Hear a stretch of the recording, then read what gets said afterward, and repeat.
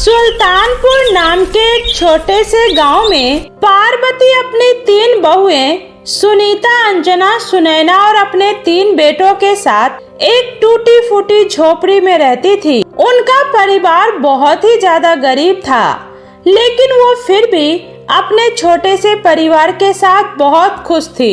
एक दिन पार्वती अपनी बड़ी बहू सुनीता से कहती है, अरे बड़ी बहू, क्या बात है, ये अंजना बहू की तबीयत ठीक तो है ना? कल से देख रही हूँ ये बार बार उल्टियाँ किए जा रही है। अरे माँ जी, ये चिंता करने की बात नहीं है, बल्कि खुश होने की बात है, क्योंकि आपकी अंजना बहू गर्भवती है और आप दादी बनने वाली हैं। बड़ी बहू, क्या तू सच कह रही है? ये तो बहुत खुशी की बात है, मैं फिर से दादी बनने वाली हूँ। इस तरह पार्वती अपनी बहू के गर्भवती होने की बात से बहुत ज्यादा खुश होती है और फटाफट से जाकर वो सबके लिए आटे का हलवा बनाती है। उसी समय उसके तीनों बेटे भी काम से वापस आ जाते हैं और अपनी माँ से कहते हैं, अरे क्या बात है माँ, आज तो आप बहुत खुश नजर आ रही हैं। अरे खुशी की ही तो बात है बेटे, अब मैं फिर से दादी बनने वाली हूँ और दीपक बेटा तू पिता बनने वाला है। माँ, क्या आप सच कह रही हैं? मैं सच में पिता बनने वाला हूँ। इस तरह पार्वती का पूरा परिवार बहुत खुश होता है। ऐसे ही धीरे धीरे समय गुजरने लगता है और गर्मी भी बहुत ज्यादा पड़ने लगती है। तभी एक दिन, अरे क्या बात है बेटा, आज तो तुम तीनों काम पर से बड़ी जल्दी वापस आ गए। क्या बताएं माँ, बारिश न होने की वजह से पूरी फसल सूख गई और बाजार में सब्जियां भी बहुत महंगी बिक रही हैं। हाँ माँ, इसलिए तो हमें समझ में नहीं आ रहा कि अब हम तीनों आगे क्या करेंगे, क्योंकि इस गांव में रहकर तो हम लोग कुछ नहीं कर सकते। भैया बिल्कुल सही कह रहे हैं माँ, अगर हम लोग ऐसे ही हाथ पे हाथ रखकर बैठे रहेंगे तो हमारे घर का गुजारा कैसे चलेगा। इसलिए मैं सोच रहा था क्यों ना हम शहर जाकर कुछ काम करें। मैंने सुना है शहर में काम की कोई कमी नहीं होती है और वहाँ हमें अच्छे खासे पैसे भी मिल जाएंगे। मेरे बच्चों, तुम लोगों को जैसा सही लगे तुम लोग वैसा ही करो और घर की चिंता मत करना, यहाँ मैं सब देख लूंगी। हाँ, आप लोग आराम से जाइए, हम लोग अपना ख्याल रख लेंगे। इस तरह तीनों बेटे अपनी माँ और अपनी पत्नियों की बात सुनकर अगले ही दिन शहर के लिए निकल पड़ते हैं और शहर में ही कोई छोटा मोटा काम करने लगते हैं। वहीं पार्वती के घर की हालत दिन पर दिन बिगड़ने लगती है। अरे ये क्या, चावल तो खत्म हो चुका है, ये बस थोड़ा सा आटा ही पड़ा है। हाँ दीदी, आज तो घर में साग सब्जी भी खत्म हो चुकी है, बस ये 2-4 मिर्च और धनिया की कुछ पत्तियां ही बची है। अब हम लोग सब्जी कैसे बनाएंगे? क्या बात है बहू, अभी तक तुम लोगों ने खाना नहीं बनाया? वो माँ जी, घर में थोड़े से आटे के अलावा और कुछ नहीं है। हाँ बहू, मैं तो भूल ही गई थी, घर का सारा राशन तो 2 दिन पहले ही खत्म हो चुका है। बस जो थोड़ा बहुत बचा है उसी से हम लोगों का गुजारा हो रहा था, अब तो वो भी खत्म हो चुका है। और सुनैना बहू की ऐसी हालत में उसे ज्यादा देर तक भूखा रखना भी अच्छा नहीं है।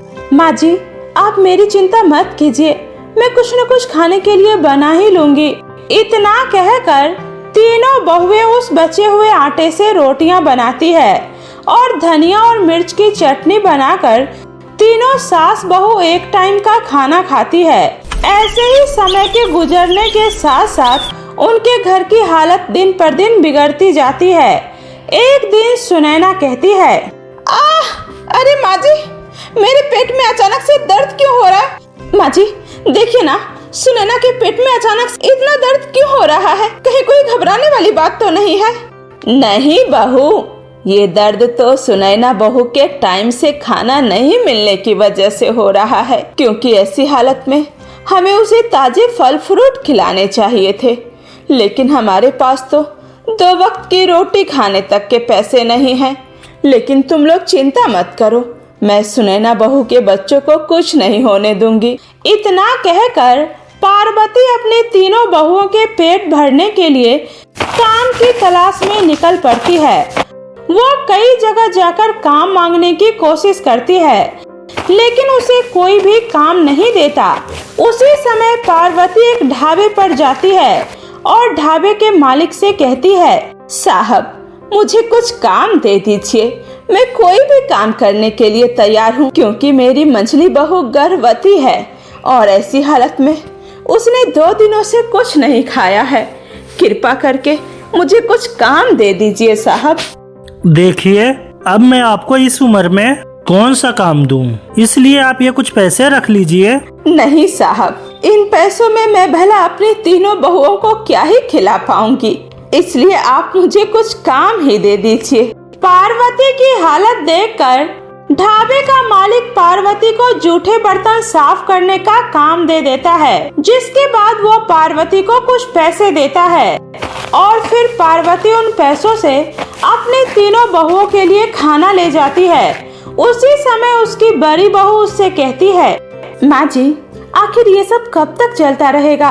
वैसे भी अभी तो हमारे पतियों के आने में बहुत समय है, तो तब तक हम इस तरह हाथ पर हाथ रखकर तो नहीं बैठ सकते हैं ना। इसलिए मैं सोच रही थी क्यों ना हम तीनों भी कोई काम ढूंढ लेते हैं, इससे कम से कम हम लोग 2 वक्त की रोटी तो चैन से खा पाएंगे। लेकिन बहू, सुनैना बहू ऐसी हालत में काम पर कैसे जाएगी?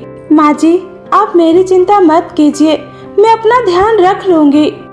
इतना कहकर वे तीनों बहुएं भी काम की तलाश में निकल पड़ती है। उसी समय वे लोग एक बड़े से कुम्हार की दुकान के सामने जाकर खड़ी हो जाती है, जहां बहुत सारे मिट्टी के मटके बनाए जा रहे थे। तभी वे तीनों उस दुकान के मालिक से काम की बात करती है। तभी उसका मालिक उनसे कहता है, देखो, मैं तुम तीनों को काम पर तो रख रहा हूँ, लेकिन इसके बदले मैं तुम लोगों को कुछ ज्यादा पैसे नहीं दे पाऊंगा। तो बताओ क्या तुम्हें मंजूर है? ठीक है साहब, आप जितने भी पैसे देंगे हमें मंजूर है। वैसे भी इस समय हमें पैसों की बहुत ज्यादा जरूरत है। इस तरह तीनों बहुएं मिलकर मटके बनाने का काम करने लगती है। वहीं इसी बीच अचानक से एक दिन बहुत तेज आंधी तूफान आता है और कौशल्या के कच्चे घरों की दीवार दोनों तरफ से ढह जाती है और उसके घर की छत भी तूफान के साथ उड़ जाती है, जिसकी वजह से पार्वती का पूरा घर टूट जाता है और पार्वती अपनी तीनों बहुओं के साथ घर के बाहर एक पेड़ के नीचे आकर खड़ी हो जाती है। हे भगवान, ये तो हमें कैसे कैसे दिन दिखा रहा है। अब मैं अपनी तीनों बहुओं को लेकर कहाँ जाऊंगी? इस तरह अपनी सास की बेबसी देखकर उन तीनों बहुओं की आंखों में भी आंसू आ जाता है। उसी समय पार्वती की बड़ी बहू सबको दिलासा देते हुए कहती है, माँ जी आप सब चिंता मत कीजिए, एक दिन सब कुछ ठीक हो जाएगा और हम लोग अपना खुद का एक पक्का घर जरूर बनाएंगे। आप लोगों को पता है ना, दुकान के मालिक ने दुकान के पीछे कितने सारे टूटे हुए मटके रखे हुए हैं, तो क्यों ना हम लोग उन्हीं टूटे हुए मटकों की मदद से अपना एक पक्का घर बनाएं। और वैसे भी मटके के बने घर में हमें गर्मी का भी बिल्कुल एहसास नहीं होगा। सुनीता की बात सुनकर सब लोग बहुत ज्यादा खुश हो जाते हैं और अगले ही दिन दुकान के मालिक से पूछकर वे लोग सारे टूटे हुए मटके उठाकर अपने घर ले आते हैं और फिर तीनों सास बहुएं मिलकर टूटे हुए मटकों की मदद से अपना एक मजबूत और सुंदर सा घर बनाती है, जिसके अंदर बहुत ही ज्यादा ठंडक होती है और अब उन्हें गर्मी का भी बिल्कुल एहसास नहीं होता है। उसके बाद पार्वती अपने बहुओं से कहती है, सच में बहू, तुम तीनों ने तो कमाल ही कर दिया। आज तक बहुओं को घर तोड़ते हुए देखा था, लेकिन मेरी तीनों बहुओं ने तो मेरे टूटे फूटे घर को जोड़ने में अपनी पूरी ताकत लगा दी। भगवान करे तुम तीनों हमेशा ऐसे ही खुश रहो। माँ जी, अगर आप हमारा इस तरह साथ नहीं देती तो हम तीनों ये सब कभी नहीं कर पाते। और ऐसे ही समय के साथ साथ वे तीनों बहुएं अपना काम बहुत अच्छे से सीख लेती है और फिर अपने पतियों के वापस आने के बाद वे तीनों मिलकर अपने पतियों के साथ खुद के मटके बनाकर शहर में बेचने लगती है और फिर उनकी जिंदगी अब पूरी तरह से बदल जाती है। इसी बीच सुनैना बहू एक सुंदर से बच्चे को जन्म देती है और फिर वे लोग अपना एक बड़ा सा पक्का मकान बनवाकर अपने आगे की जिंदगी सुकून से जीने लगती है।